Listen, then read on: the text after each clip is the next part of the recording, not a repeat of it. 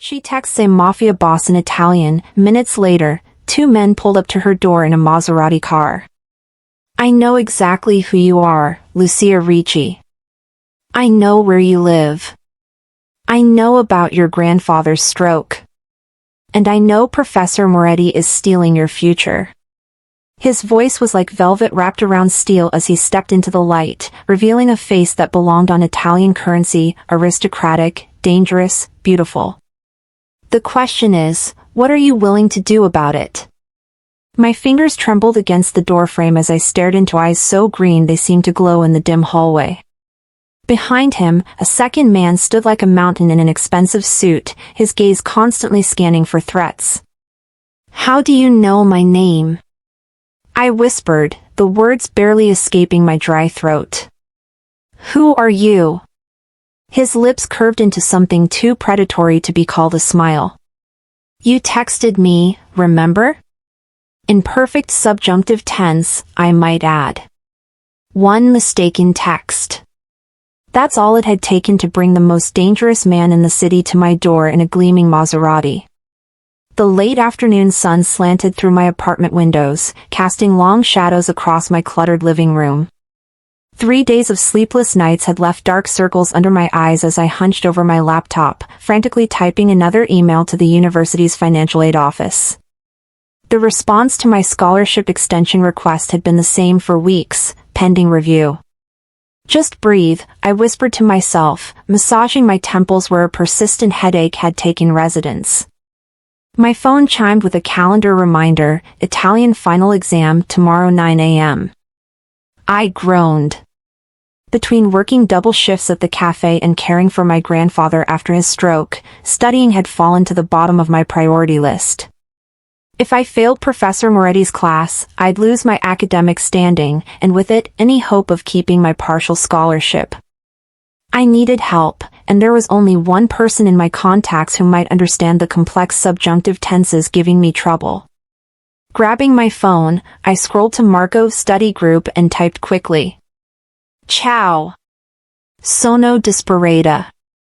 Ho bisogno di aiuto con l'esame di domani. Puoi spiegarmi il congiuntivo? Ti prego, è urgent. My finger hovered over the send button when my grandfather called weakly from the bedroom. Lucia? My medicine? Coming, no. I called back, hitting send without double-checking the recipient.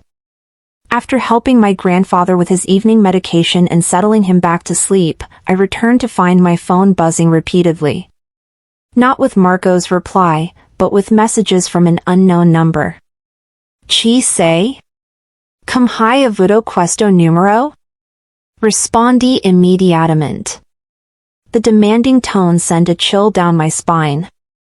I quickly typed, mi dispiace. Numero sbagliato. The response was immediate, il tuo nome. Adesso.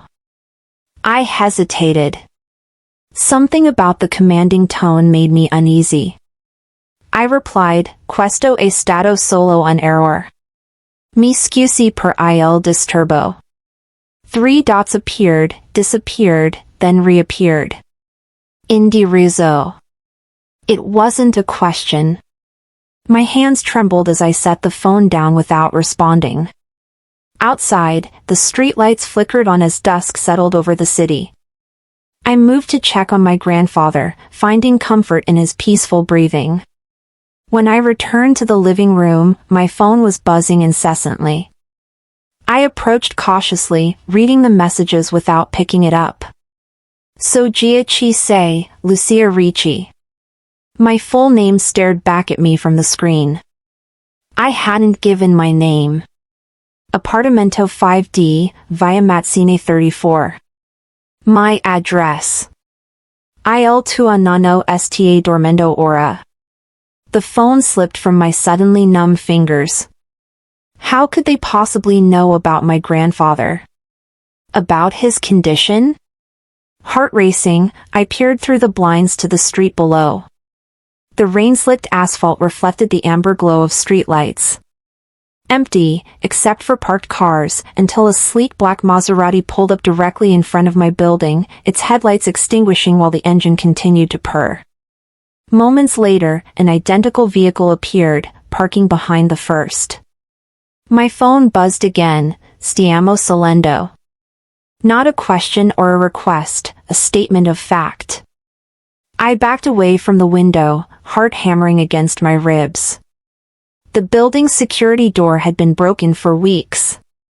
The superintendent had promised to fix it, but like everything else in my life lately, that promise remained unfulfilled. Heavy footsteps echoed in the stairwell, unhurried but purposeful. I glanced at my apartment door with its flimsy chain lock. It might as well have been made of paper. The footsteps stopped outside my door. Silence stretched for several heartbeats. No knock came. Instead, my phone lit up with another message, Apri la porta, Lucia. I clutched the phone to my chest, backing toward my grandfather's room. Should I wake him? Hide him somewhere? But where? We were 5 floors up with no fire escape. A soft knock finally came, so controlled and measured it frightened me more than a pounding fist would have. My phone buzzed again. Non siamo che per farti del male. Ma dobbiamo parlar del Professor Moretti. Professor Moretti? My Italian professor? Against every instinct screaming for me to run, I found myself moving toward the door. Survival mode had kicked in, and somehow I knew that whatever waited on the other side wasn't something I could escape. My hand hovered over the deadbolt. One turn and I would come face to face with whatever nightmare had found me through a misdirected text. One turn and everything would change. I opened the door. The hallway light silhouetted him, casting his face in shadow while illuminating mine. I could see only the outline of broad shoulders in an impeccably tailored suit, the subtle gleam of an expensive watch, the controlled rise and fall of his chest. He smelled of sandalwood and leather and something metallic, like power distilled into a scent. Behind him stood another man, larger, with hands clasped before him and eyes that never stopped moving, assessing. The first man stepped forward just enough for the dim light from my apartment to reveal his features. Sharp cheekbones, a strong jaw darkened by 5 o'clock shadow, and eyes so intensely green they seemed to cut right through me, calculating, measuring, seeing everything. Lucia Ricci, he said, his voice a low rumble that sent warning signals racing along my spine. Not a question, another statement of fact. I believe we need to discuss your scholarship situation. I gripped the doorframe for support, my knees threatening to buckle. Who are you? His lips curved into something too predatory to be called a smile. My name is Dante Vitaliano. And your professor has been stealing from my family for years. If you're enjoying this story about how a simple text message changed Lucia's life forever, make sure to like this video and subscribe to Serafina's Stories for more captivating tales that will keep you on the edge of your seat. In that moment, I realized my desperate text hadn't just reached the wrong number, it had reached the exact wrong person in the entire city. The man whose family funded the very scholarship program I was about to lose, the man whose name was whispered in the university's corridors with equal parts respect and fear. I tried to close the door, a reflexive, futile gesture. His hand shot out, palm flat against the wood, stopping it with effortless strength. Not forcing it open wider, just preventing my retreat. That would be unwise, he said quietly. His eyes flicked past me into the apartment. Your grandfather is sleeping. Let's keep it that way, shall we? The mention of my grandfather from his lips made my blood run cold. I don't know anything about Professor Moretti, I whispered, hating the tremor in my voice. Dante's gaze remained fixed on mine, searching for lies. Yet you know enough Italian to ask for help with the subjunctive tense. Interesting that you'd reach out to a number you've never contacted before. It was a mistake, I said. I meant to text my study partner. Something shifted in his expression, not softening exactly, but recalculating. The bodyguard behind him received a call, murmuring responses too low for me to hear. "May I come in?" Dante asked, though it wasn't really a question. "Unless you prefer to have this conversation where your neighbors might overhear." As if summoned by his words, a door down the hall creaked open. Mrs. Bellucci, the elderly woman who sometimes brought soup for my grandfather, peeked out. "Everything all right, Lucia?" she called, her voice wavering but determined. Dante turned slightly, offering her a smile that transformed his entire demeanor. Suddenly charming, non-threatening. "Just discussing some university business." "Sorry to disturb you so late, Signora." Mrs. Bellucci hesitated, glancing between us. I forced a smile. "It's fine, Mrs. Bellucci." "Thank you."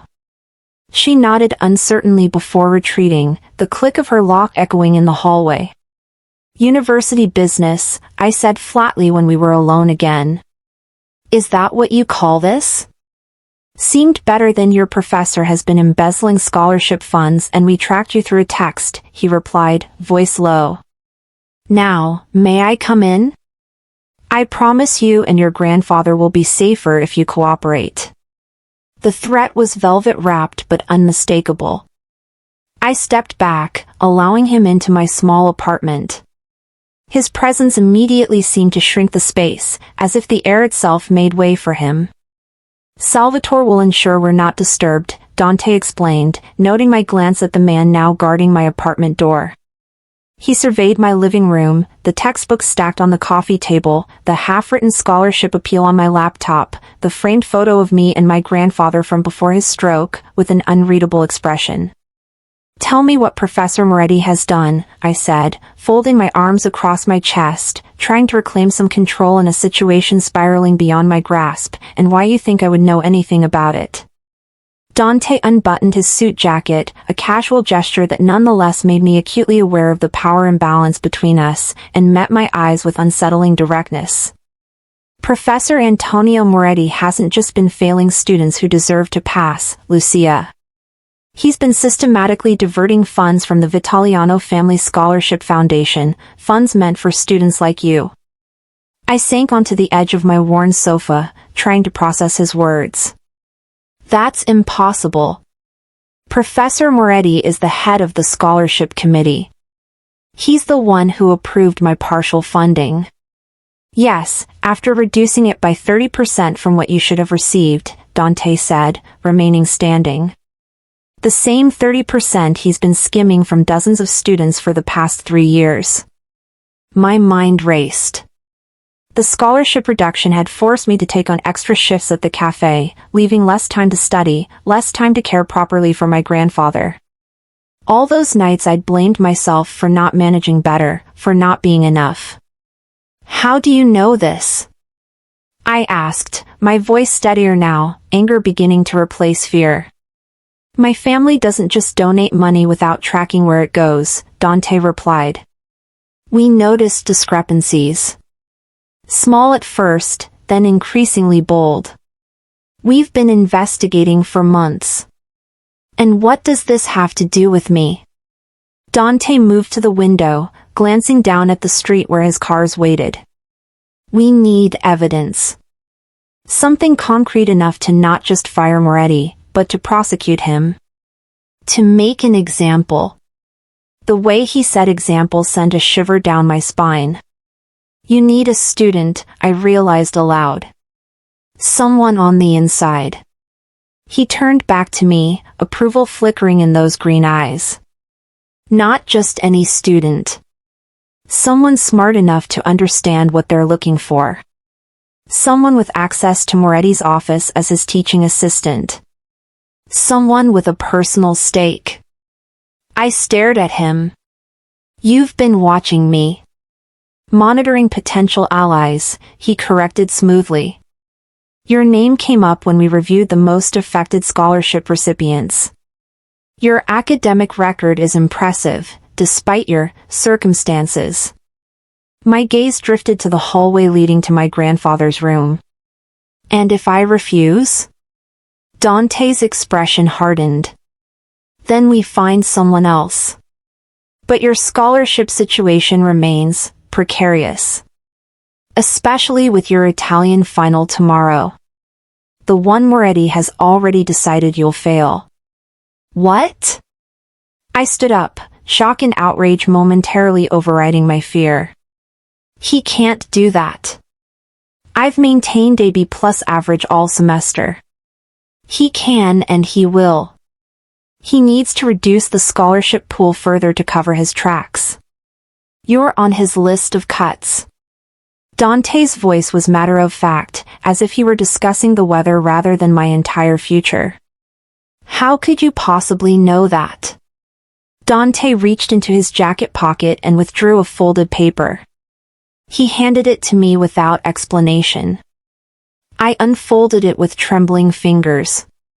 It was a printout of an email from Professor Moretti to the scholarship committee, dated yesterday. My name was highlighted among 8 others, with a note, academic performance insufficient for continued funding. This is a lie, I whispered, anger burning away the last of my fear. I've worked so hard. I've done everything right. I know, Dante said, and for the first time, something like genuine sympathy crossed his features. That's why I'm here, Lucia. To offer you a choice. What choice? Help us gather evidence against Moretti. In return, I guarantee your scholarship will be fully funded, not just partially, for the remainder of your degree. Plus additional stipend for your grandfather's care. I looked up from the paper, searching his face for deception. Why would you do that? The Vitaliano family takes care of those who help us, he said simply. And we punish those who steal from us. The room fell silent except for the distant sound of my grandfather's oxygen machine. I thought of all the nights I'd stayed up worrying about money, about grades, about how to keep my grandfather comfortable while still pursuing my education. I thought of Professor Moretti's condescending smile when I'd asked for extra credit opportunities, the way he'd made me feel like I should be grateful for whatever scraps of assistance I received. What would I need to do? I finally asked. Something like triumph flashed in Dante's eyes, quickly masked. Access his office computer. Find the financial records he keeps separate from the university system. Copy them. Breaking into his office? That's illegal. So is embezzlement, Dante countered. Besides, you have legitimate access as his TA. You wouldn't be breaking in. Accessing his private files is still a moral gray area? Dante finished for me. Yes. Welcome to the real world, Lucia. Sometimes justice requires getting your hands a little dirty. I stood and walked to the small shelf where I kept my textbooks, running my fingers along their spines. Books I'd saved for months to buy. Knowledge I'd sacrificed sleep to absorb. If I do this, I said slowly, I want guarantees. Written guarantees about the scholarship. And protection for my grandfather. Dante's eyebrows rose slightly. You're negotiating with me? I turned to face him fully. Yes. I am. A slow smile spread across his face, a real one this time, transforming his features from intimidating to almost boyishly handsome. I like you, Lucia Ricci. You have spine. I have necessity, I corrected. And principles. I won't become a criminal, even to catch one. Fair enough. He pulled out his phone, typed something quickly, then returned it to his pocket. I'll have papers drawn up tonight. Full scholarship guarantee, healthcare provision for your grandfather, and a stipend for living expenses. It sounded too good to be true. And what happens to Moretti? Justice, Dante said, his voice cooling several degrees. The kind that ensures no one else ever thinks about stealing from the Vitaliano family or the students we support. I didn't want to know exactly what that meant.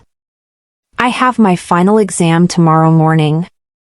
His office hours are in the afternoon. Perfect timing, Dante nodded. Salvatore will drive you to campus. I'll provide the necessary tools. I can take the bus like I always do, I insisted. No one can know I'm connected to you. He considered this, then nodded. Smart. But Salvatore will be nearby. For your protection. I don't need. This isn't negotiable, Lucia. The steel was back in his voice. Moretti has powerful friends at the university. If he suspects anything, you could be in danger. The reality of what I was agreeing to suddenly hit me. I was making a deal with a man who had tracked me down from a single text message, who commanded men in expensive suits and even more expensive cars, who spoke of justice in tones that suggested something far beyond the legal system. Why me? I asked quietly. Really? There must be dozens of students affected by this.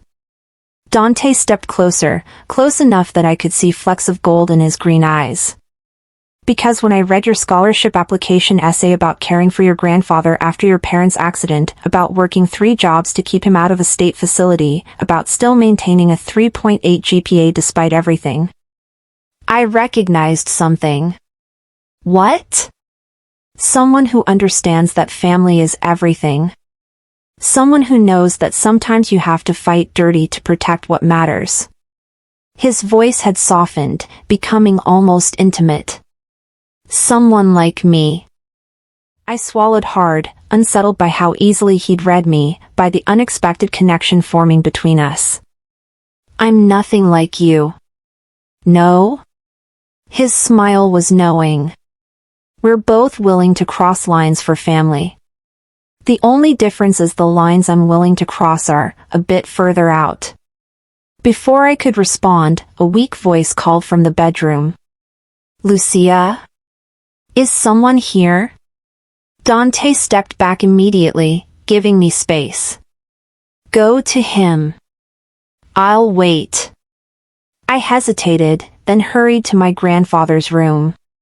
He was half sitting up in bed, his once strong hands now thin and trembling as they clutched the blanket.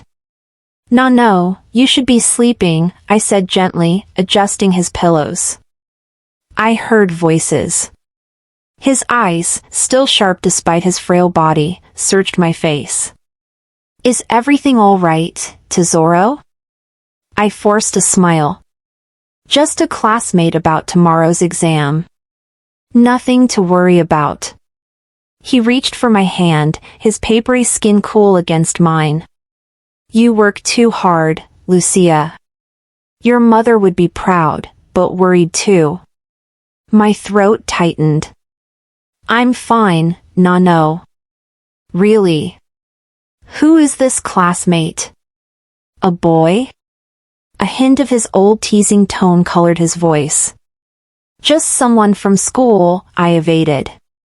Do you need anything? Water? He shook his head. No. Go study with your friend. But not too late, eh? You need rest. I kissed his forehead. I won't be long. Call if you need me. When I returned to the living room, Dante was examining the framed photo on my bookshelf, me and my grandfather in better days, fishing at the lake house we'd had to sell to pay medical bills. He raised you after your parents died, Dante said. Not a question. Yes. Since I was 12. I took the photo from him gently, replacing it on the shelf. He gave up everything for me. His retirement plans, his savings, his freedom. Now it's my turn to take care of him. Dante nodded, understanding in his eyes. Family obligations are sacred. They're not obligations when you love someone, I corrected. Something flickered across his face, surprise, perhaps, or recognition. A perspective worth considering. His phone buzzed. He checked it, then looked back at me. The papers will be ready by morning. I'll have them delivered before your exam. And after tomorrow? After I get whatever evidence you need? Then our business is concluded, he said simply. You go back to being a brilliant student with a fully funded education and proper care for your grandfather. I go back to my family's interests. It sounded too clean, too easy. And Moretti? Faces consequences. His tone made it clear the subject was closed. I walked to the door, signaling that our meeting was over. I have to study if I'm going to pass that exam tomorrow. Dante followed, pausing at the threshold. You'll pass. Moretti's predetermined grades won't matter once we're done. I'll pass because I've earned it, I said firmly. Not because of your intervention. That unexpected smile returned, transforming his dangerous features. Of course you will. I've read your file, remember? You're exceptional, Lucia Ricci. The compliment, delivered with such certainty, caught me off guard. Good night, Mr. Vitaliano. Dante, he corrected. If we're conspiring together, we should be on a first-name basis, don't you think? We're not conspiring. We're temporarily aligned. He laughed then, a rich sound that seemed to fill the narrow hallway. Temporarily aligned. I like that. He nodded to Salvatore, who had remained silently vigilant throughout our conversation. Until tomorrow, Lucia. I watched them descend the stairs, Dante's movements fluid and graceful, Salvatore's solid and protective. Only when I heard the building's front door close did I allow myself to exhale fully, my knees finally giving way as I slid down against my closed door. What had I just agreed to? Morning arrived too quickly. I'd studied until my eyes burned, then fallen into restless sleep filled with dreams of green eyes and embezzled funds. I woke to a gentle knock at my door. Cautiously, I peered through the peephole. No one was there, but a manila envelope lay on the floor. I opened the door just enough to retrieve it, then locked it again quickly. Inside was a contract, professionally drafted on heavy paper. It outlined exactly what Dante had promised: full scholarship funding for the remainder of my degree program, healthcare coverage for my grandfather, and a monthly stipend that was more than I currently made at the cafe. All I had to do was sign. And help bring down Professor Moretti. I made coffee, checked on my still sleeping grandfather, and reviewed my Italian notes one last time. The subjunctive tense still eluded me, but I'd memorized enough examples to fake my way through. As I gathered my books, my phone buzzed with a text from an unknown number, different from last night's. Papers satisfactory? D. I hesitated, then replied, yes. But not signed yet. Smart girl. After the evidence. Good luck on your exam. I slipped the contract into my backpack alongside my textbooks. The weight of it seemed to make the whole bag heavier, a physical reminder of the deal I was considering. The bus ride to campus was a blur of anxiety and mental rehearsal. Italian verb conjugations mixed with plans for accessing Moretti's computer, creating a storm of nervous energy that had me tapping my foot incessantly. As I approached the Humanities building, I spotted a black Maserati parked discreetly across the street. Salvatore sat behind the wheel, sunglasses hiding his eyes, but I knew he was watching me. Somehow, the knowledge was more comforting than frightening. The exam room was already half full when I arrived. I took my usual seat near the window, arranging my pens and dictionary with methodical precision. Professor Moretti entered minutes later, his silver hair perfectly coiffed, his Italian leather shoes gleaming. He carried himself with the confidence of a man who believed himself untouchable. Our eyes met briefly as he distributed the exam papers. Was there something calculating in his gaze, or was I projecting my new knowledge onto him? Buona fortuna, he announced to the class with his usual flourish. You have 90 minutes. I stared down at the test, forcing myself to focus. The first section was vocabulary, straightforward enough. The second was reading comprehension, more challenging, but manageable. Then came the grammar section, heavy on the subjunctive tense that had been my downfall all semester. I worked steadily, translating, conjugating, constructing sentences that demonstrated my understanding of the language's complex rules. By the time I reached the final essay question, I felt cautiously optimistic. The prompt asked us to write about a moral dilemma, using at least 3 different subjunctive constructions. I almost laughed at the irony.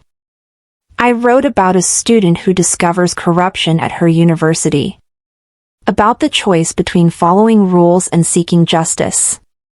About how sometimes the right path forward isn't clear until you're already walking it. When I handed in my exam, Professor Moretti glanced at my essay, his eyebrows rising slightly as he skimmed the content. Interesting perspective, Miss Ricci, he said, his Italian accent thickening as it always did when he was intrigued. Rather philosophical for an undergraduate. I've had a lot to think about lately, Professor, I replied, meeting his gaze steadily. Indeed. He set my paper aside. Don't forget, office hours this afternoon if you have questions about your final grade. I'll be there, I promised, the double meaning of my words giving me a strange sense of power. I definitely have questions that need answering. As I left the building, my phone buzzed again. How was the exam? D. I typed back, better than expected. Office hours at 2 p.m. Salvatore has what you need. South entrance, 10 minutes. I changed direction, heading toward the less used south doors of the campus. Salvatore was waiting, leaning against the Maserati, a small package in his hands. Miss Ricci, he acknowledged, his voice surprisingly gentle for such an imposing man. From Mr. Vitaliano. The package contained a USB drive and what looked like a credit card but wasn't. RFID duplicator, Salvatore explained quietly. For his office door. Instructions inside. I don't know if I can. Mr. Vitaliano said to tell you. Think of your grandfather. Salvatore's expression softened fractionally. He also said you're braver than you think. I slipped the package into my bag. Tell him I haven't decided yet. Salvatore nodded. He knows. That's why he respects you. As I walked away, I realized with a start that the fearsome Dante Vitaliano, whose name was whispered in hushed tones across campus, whose family controlled half the city's businesses, actually cared what I thought of him. The realization was as unsettling as it was empowering. I spent the next few hours in the library, researching exactly what I was getting myself into. The Vitaliano family was old money, with legitimate businesses throughout Italy and the United States. But beneath the veneer of respectability were whispers of other activities, the kind that explained Dante's resources and reach. If you're enjoying this story of how Lucia found herself caught between a corrupt professor and a dangerous benefactor, hit that like button and subscribe to Serafina's stories for more captivating tales of ordinary people in extraordinary circumstances. At precisely 1:45 p.m., I stood outside Professor Moretti's office, the RFID duplicator burning a hole in my pocket. His door was closed, a handwritten note indicating office hours would begin at 2 o'clock. Perfect timing. I glanced down the empty hallway, then quickly pressed the duplicator against the card reader by his door, just as the instructions had described. A tiny green light blinked twice, success. I now had access to his office, even when he wasn't there. I tucked the device away and settled on a bench nearby, pretending to review notes while my heart hammered against my ribs. What I was doing wasn't just breaking university rules, it was likely illegal. Yet the image of my grandfather's face when I told him we wouldn't have to worry about money anymore kept me rooted in place. At 2 o'clock sharp, Professor Moretti rounded the corner, briefcase in hand. He seemed surprised to see me waiting. "Miss Ricci. Eager to discuss your performance?" His tone was pleasant, but his eyes were cold. "Yes, Professor. I'm concerned about my standing in the class." He unlocked his office door. "Come in, then. Though I must say, your concern comes rather late in the semester." I followed him into the meticulously organized space. Bookshelves lined with Italian literature and linguistics texts covered one wall. His desk faced the window, giving him a view of the campus quad while keeping his computer screen hidden from visitors. "Please, sit." He gestured to the chair across from his desk while he settled into his leather executive chair. "Now, what seems to be troubling you?" I perched on the edge of the seat, clutching my notebook. "I'm worried about my scholarship, Professor. I need to maintain AB average to keep my funding." "Ah, yes. The Vitaliano scholarship." He tapped a few keys on his computer, pulling up my record. "Unfortunately, your performance on the midterm was disappointing. But I've maintained a B+ on all other assignments," I countered, leaning forward slightly to glimpse his screen. "And I believe I did well on today's final." He smiled thinly. "Confidence is admirable, but perhaps misplaced. The subjunctive tense continues to elude you, does it not?" "I've been practicing," I insisted. "I've put in extra hours, despite my work schedule and family obligations." "Yes, your grandfather's illness. A touching situation." His dismissive tone made my blood boil. "However, the scholarship committee must consider academic excellence above personal circumstances." I needed to get him away from his computer. "Could I see my midterm again? I believe there may have been some grading errors." Moretti sighed dramatically. "If you insist." He stood and moved to a filing cabinet. "Though I assure you, my grading is meticulous." The moment his back was turned, I slipped the USB drive from my pocket and inserted it into the port on the side of his computer. The program Dante had provided would automatically begin copying files related to financial records. "Here we are," Moretti said, returning with a folder. "Your midterm, with my detailed comments." I accepted the paper, pretending to study it carefully while counting seconds in my head. The program needed at least 3 minutes to work. "You marked this translation incorrect," I said, pointing to a paragraph. But I checked with a native speaker who confirmed my interpretation was valid. "A native speaker?" Moretti raised an eyebrow. "And who might that be?" "A friend of my grandfather's," I lied smoothly. "He's from Florence." "Well, your friend from Florence clearly doesn't understand the nuances of academic Italian," Moretti replied condescendingly. "The subjunctive here indicates a hypothetical situation, not a definite one." I launched into a debate about Italian grammar, pulling from every resource I'd studied the night before. Moretti became increasingly animated, clearly enjoying the opportunity to demonstrate his superior knowledge. All the while, the USB drive was silently extracting the evidence Dante needed. "Your passion is commendable, Miss Ricci," Moretti finally said, glancing at his watch. "But I have other students waiting." "Of course." I gathered my things, casually reaching to retrieve the USB drive while pointing to another section of my exam. "And this idiom here." My fingers closed around the drive just as a knock sounded at the door. Moretti looked up, irritated by the interruption. I slipped the drive into my pocket. "Enter," he called. The door opened to reveal Dean Hargrove, the stern-faced administrator who oversaw the humanities department. "Antonio, I need a word." Moretti's expression shifted instantly from annoyance to deference. Dean Hargrove, of course. Miss Ricci was just leaving. I stood quickly, nodding to the dean as I edged toward the door. Thank you for your time, Professor. Miss Ricci, the dean acknowledged, her sharp eyes taking in my flushed face. How is your grandfather these days? The question caught me off guard.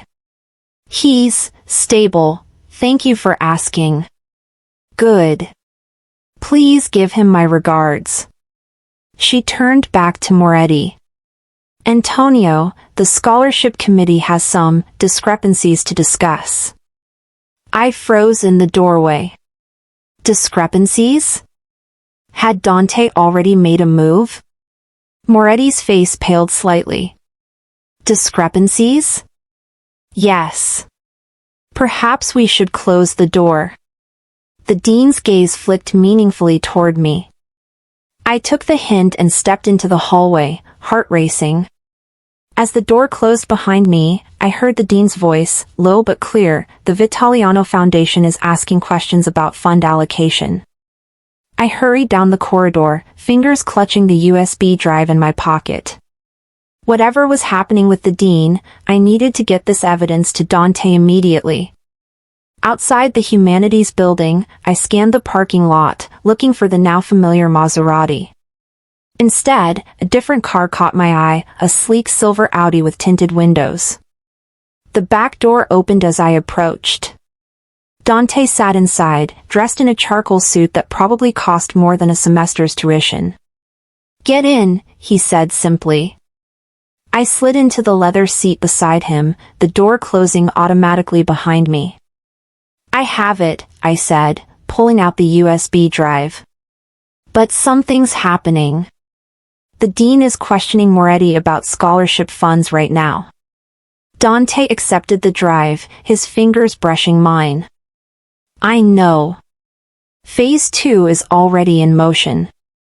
Phase 2? What does that mean?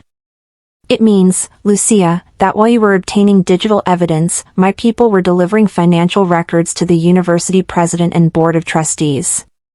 His green eyes gleamed with satisfaction. Moretti's deception is being exposed on multiple fronts simultaneously. You didn't tell me about that part of the plan. You didn't need to know. He pocketed the drive.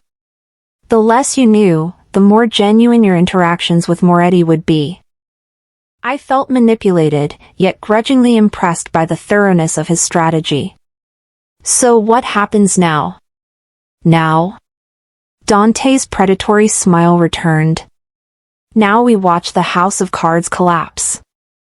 The car pulled away from the curb, circling around to the administration building. We parked with a clear view of the entrance just as Professor Moretti emerged, flanked by 2 campus security officers.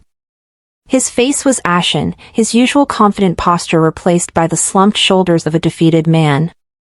That was fast, I murmured. The evidence was overwhelming once someone knew where to look, Dante replied. And the university is very motivated to handle this quietly, given the potential scandal.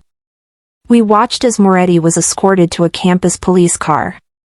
He looked around frantically, as if searching for an escape route. For a moment, his gaze seemed to land on our car, though the tinted windows would have prevented him from seeing us. Will he go to prison? I asked, surprised by my lack of sympathy for the man who had nearly destroyed my future. That depends on how cooperative he becomes. Dante's voice was cool, detached. The university will press charges to protect their reputation. My family will ensure those charges stick. I turned to face him fully. And my part in this? Will anyone know? No. As far as the university is concerned, discrepancies were discovered during a routine audit. He reached into his jacket and withdrew an envelope. Your signed contract, as promised. Full scholarship, healthcare for your grandfather, monthly stipend. I accepted the envelope but didn't open it. Thank you. Don't thank me, Lucia.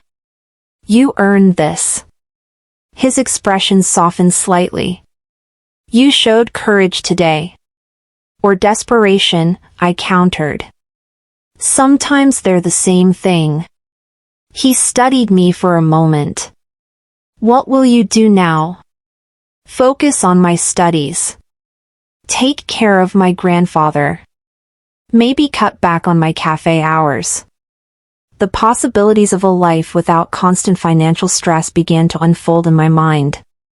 What will you do? Continue my family's business interests. Ensure our charitable foundations are properly managed. His answer was practiced, revealing nothing. An uncomfortable silence fell between us. I had glimpsed a world I wasn't meant to see, formed a connection with someone from a reality far removed from my own.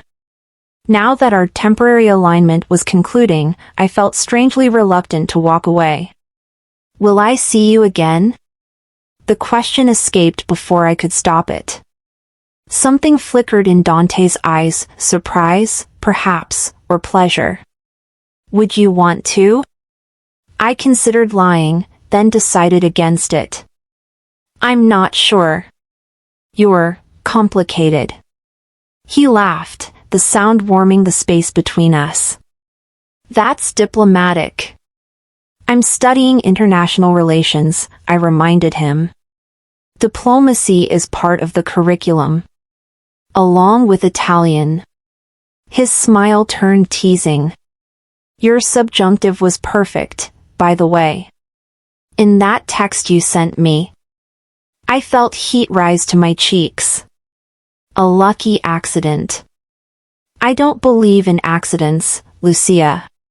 He reached out, his fingers lightly touching my hand where it rested on the seat between us. Some connections are inevitable. The intensity of his gaze made my heart race in a way that had nothing to do with fear.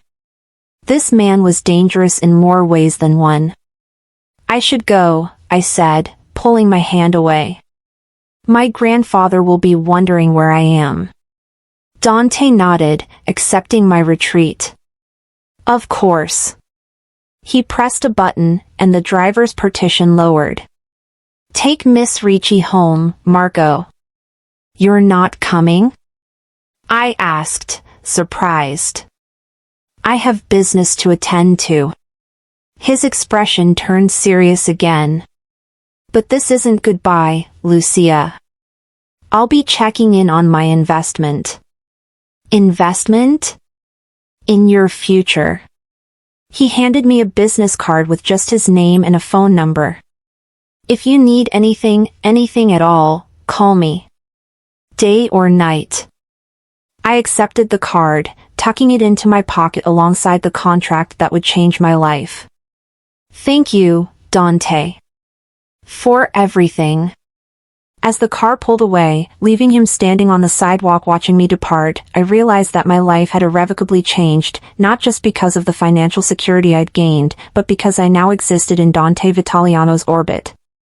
For better or worse, one mistaken text message had altered my path forever. When I arrived home, my grandfather was sitting in his armchair by the window, looking more alert than he had in weeks. Lucia, he smiled as I entered. How was your exam? Good, I think. I set my bag down and kissed his cheek. How are you feeling today? Better. He studied my face. Something's different. You look lighter. I sat on the ottoman at his feet. No, I have something to tell you. Something good.